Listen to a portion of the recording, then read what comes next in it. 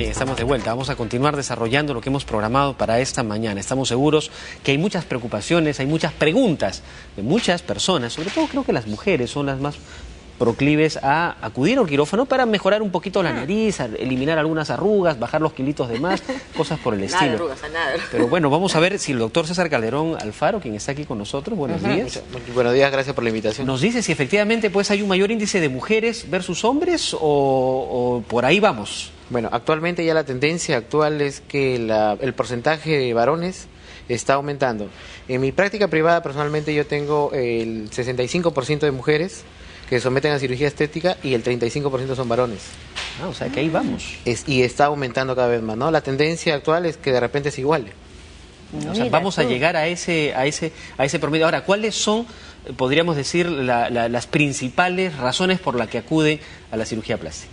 Bueno, como sabemos en todo el mundo, las cirugías estéticas más comunes que tenemos en nuestro medio y en el mundo son la rinoplastia y la lipoescultura, que son los procedimientos más comúnmente utilizados, ¿no? La nariz y bajar de peso. Y bueno, no bajar de peso, sino mejorar el contorno corporal. Ajá. Mejorar el contorno. Suena más bonito. Sí. Ahora, doctor, disculpe usted, una pregunta de cajón. ¿Qué necesitamos nosotros? No, perdón. Eso es parte de un poquito para romper el hielo. Decíamos con Julio en la pausa, lo primero que hablábamos a preguntar, doctor, ¿qué necesito yo? ¿Qué necesita Julio? Me parece muy interesante que nos trae casi una primicia saber que hoy en día, ¿no?, como tú le preguntabas al doctor, se apareja un poco más la estadística entre hombres y mujeres. La pregunta del millón, ¿qué es lo que más operan los hombres? Bueno, igual el hombre, la frecuencia en el hombre es primero es la rinoplastia. También. Luego tenemos también una cirugía bastante común que es la ginecomastia, o sea, los pacientes que sufren o varones que sufren de aumento de mamas. De la parte mamaria. Cuando salió la noticia de Angelina Jolie, también se reveló que esta situación se la hacían también los hombres. Eso quizás es otra cosa, ¿no es cierto? Claro, estamos hablando de una mamoplastía, ¿no? Pero, sí. digamos, que esta cuestión que más se asume, pues, por supuesto, a la mujer, ¿también puede estar pasándole a un varón de tener una protuberancia, algo así? Bueno, es diferente. En el caso de Angelina Jolie teníamos un problema de que era una tendencia a tener un cáncer mamario. Definitivamente, como una medida preventiva se hizo la resección bilateral de las mamas. En el caso de los hombres, cuando yo hablo de ginecomastia, es que hay un porcentaje que hasta el 60% de los hombres, sobre todo acá en nuestro medio, 60%. Tienen aumento de la glándula mamaria, pero no debido a un cáncer o porque sean proclives a cáncer. Entonces, en ellos se hace una serie de procedimientos en las cuales nosotros hacemos una lipoescultura, una resección a través de un método quirúrgico para mejorar el contorno del varón, ¿no? Ahora, doctor, entonces, ya tenemos algunas de las principales causas por las cuales se acude al quirófano, se busca la especialización que usted practica. Pero ¿cuáles son, y esa es la otra pregunta, ¿no?, los cuidados que uno tiene que tener para no caer en prácticas que terminen afectando la salud o incluso, bueno, no, la fisonomía de las personas? Claro, ahorita estamos en este tema prácticamente de seguridad. Cuando hablamos de seguridad estamos hablando de prevención. Entonces las medidas preventivas tienen que tomarlas tanto los pacientes como los cirujanos. Por parte del paciente, que es la parte más importante, el paciente tiene que someterse o irse a un cirujano que sea acreditado en una clínica también acreditada para el procedimiento. Eso es lo más importante. Y lo más fácil es, bueno, hay formas en las cuales uno puede buscar a través del internet o a través del colegio médico, ver si el cirujano es registrado, ¿no? De igual manera. Y por otro lado también lo que vemos bastante, que es bien frecuente, es que los pacientes están ocultando sus enfermedades, lo cual tampoco no es válido.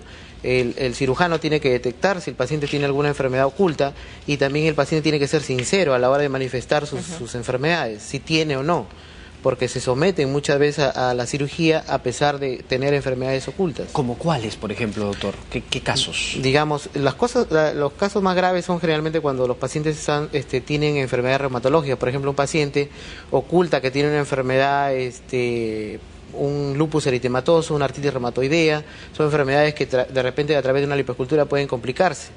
O de repente tiene una inmunodepresión, como enfermedades por el virus de la inmunodeficiencia humana, están con VIH, son VIH positivos, ocultan sus enfermedades, se someten a cirugías y obviamente caen en riesgos. Por eso el cirujano también tiene que tomar sus medidas preventivas. Bueno, eso le iba a decir, porque no creo que un cirujano serio vaya a someter pues a un paciente a una cirugía por muy corta o menor que digan que sea sin los exámenes previos, ¿no? Sin los exámenes prequirúrgicos, digamos, como así se le llama. Doctor, y hay una serie de preguntas, por ejemplo, si soy sometida a una cirugía plástica, ya sea un hombre o una mujer, ¿qué cuidados postquirúrgicos debe tener? Por ejemplo, ¿cuánto tiempo después puedo volver a mi trabajo?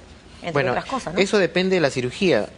Actualmente hay una tendencia a realizar procedimientos mínimamente invasivos donde la recuperación es bastante rápida, ¿no? El paciente incluso puede trabajar en 3, 4, 5 días. En una lipoescultura, por ejemplo, doctor. En una lipoescultura, por ejemplo, el paciente se puede incorporar a sus labores aproximadamente en 15 días, pero de todas maneras teniendo una faja, yendo a sus controles, que son generalmente interdiarios o cada 3 o 4 días al consultorio, ¿no? ¿En una rinoplastía? En una rinoplastía, en términos generales, tenemos unos 10 días a 12 días para que se incorporen a sus labores, ¿no? Casi igual. Sí, casi igual, un poco menos, de todas maneras la rinoplastía es menos invasiva, la lipoescultura es un poco más invasiva. O sea, rinoplastía, para que algunos que quizá todavía no conocen el término, es la operación de la nariz. De la nariz. Para ponerla más respingada, algunos dicen, no, me operé el cornete, pero de paso me lo han hecho más bonita. Sí, obviamente también está asociado lo que es mejorar la función respiratoria con la forma estética de la nariz, ¿no? Que es bastante común. ¿Cuáles son los casos de mayor incidencia donde hay problemas? Bueno, esta es una pregunta muy interesante y justamente esto iba. Los procedimientos que más complicaciones hemos tenido y en el mundo son la lipoescultura y la abdominoplastía. ¿Por qué? Porque de alguna u otra manera son unos tratamientos invasivos o cirugías invasivas que tienen también tiempos operatorios largos. Entonces los riesgos están en función a cuán invasivo o a cuán complicada es la cirugía y a cuánto tiempo de exposición esté en el quirófano el paciente.